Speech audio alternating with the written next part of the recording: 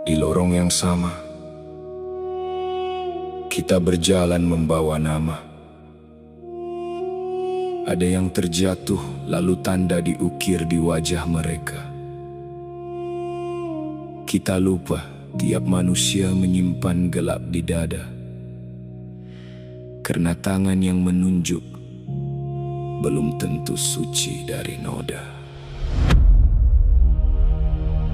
Ada kaki yang pulang dari lorong yang dulunya gelap,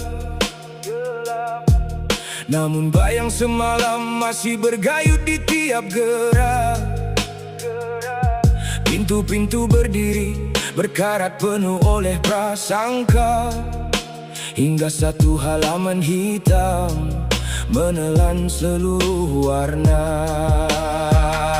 Ada benih yang tumbuh di tanah yang penuh curiga, belum sempat berbunga sudah dipatahkan mata. Lama-lama menjadi rantai mengikat tunas yang bernyawa. Lalu kita bertanya hayat, mengapa ia enggan berbunga? Ada fajar di ufuk, namun jendela masih tertutup. Ada tangan mahu menanam, namun tanah diselubung kabut. Kita rantai langkahnya pada jejak yang telah berlalu, dan tiap langkah barunya kembali diukur dengan debu. Andai debu telah pun gugur, mengapa kita meniupnya semula? Andai pintu mula terbuka, mengapa tangan kita menahannya? Andai langit masih memberi ruang untuk hujan membasahi, mengapa dipilih kita menjadi batu di dasar telaga sunyi? Usah kau ukir masa lalu menjadi nama selamanya. Usah satu noda hitam menelan seluruh warna, karena bunga yang patah masih menanti musimnya, dan cahaya yang redup masih menunggu fajar menyapa. Usah kau ukur manusia dengan bayang yang dulunya jatuh, karena kita juga menyimpan rahasia di balik tubuh. Andai lembar masih terbuka, biarlah tinta terus bertumbuh, karena akhir sebuah cerita tiada siapa yang tahu. Kita lempar batu lalu menyalahkan air yang beriak. Kita hidupkan bara lalu bertanya mengapa ia marah. Kita ukir luka menjadi nama, lalu nama menjadi rantai. Sedang jejak yang mahu ditinggal dibentang, kita kembali di lantai. Ada sangkar yang dibuka namun burung takut bersuara. Terlalu lama mengenal jeriji hingga langit asing di mata. Sayap yang baru tumbuh mudah patah de prasangka, dan malam yang pernah ditinggal kembali memanggil nama. Kita lupa tiada akar tumbuh dengan sekali hujan, tiada benih menjadi pohon dalam satunya malam. Usah kita memijak bunga saat ia belajar berkembang, karena hati yang sering diluka bisa kembali ke jalan hitam.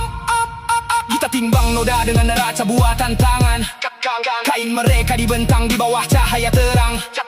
Sedang tangan yang menuding menyimpan debu semalam. Cermin sendiri ditutup karena takut wajah bertentang. Kita tajamkan lidah lalu menyulamnya jadi hukuman. Satu bisikan kecil mampu menjalar jadi tuduhan. Kita lempar nama ke angin lalu lupa kemana ia berjalan. Sedang kata yang terbang tak mudah kembali ke tangan. Lupakah kita wanita yang dipandang hina oleh dunia hanya karena diberinya minum? Anjing yang dahaga mengubah setitis belas menjadi jalan ampunannya. Andai rahmat mampu memilih siapa kita menutup pintunya.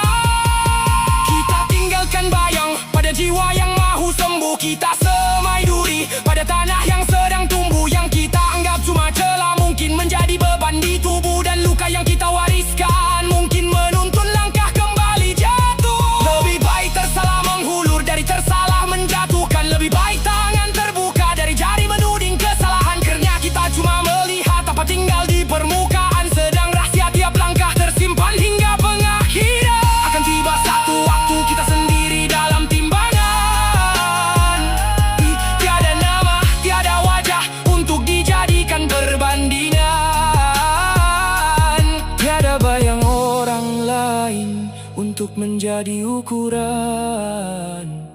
Yang tinggal cuma diri bersama segala malam. Biarlah yang patah